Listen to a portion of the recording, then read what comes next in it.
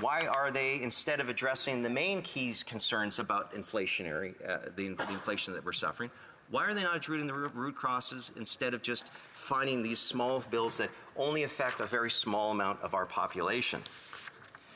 Increasingly, with this Liberal government, we just see that they are totally out of touch where Canadians are struggling. And, Madam Speaker, when Canadians, and particularly the citizens of my riding, when I see them in the coffee shops, they often will simply say, "Where are my tax dollars going now, Dan? Are you getting good value for money?"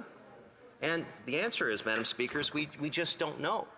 For example, in Ontario, there are 2 different electric vehicle plants. Now, I, as a Conservative, love to see different competing technologies fight to see who has the best mousetrap to serve the population. But, Madam Speaker, when we suddenly add the extra element of where it's the taxpayer and the government are actually writing big checks to subsidize certain activities, we start to come into the, Madam Speaker, where people resent that they don't actually know the business case. They don't actually know what the contract is for these large deals.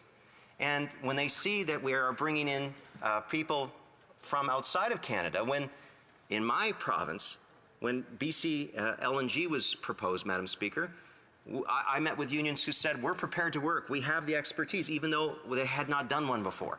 Steel boilermakers, etc. They all wanted those jobs.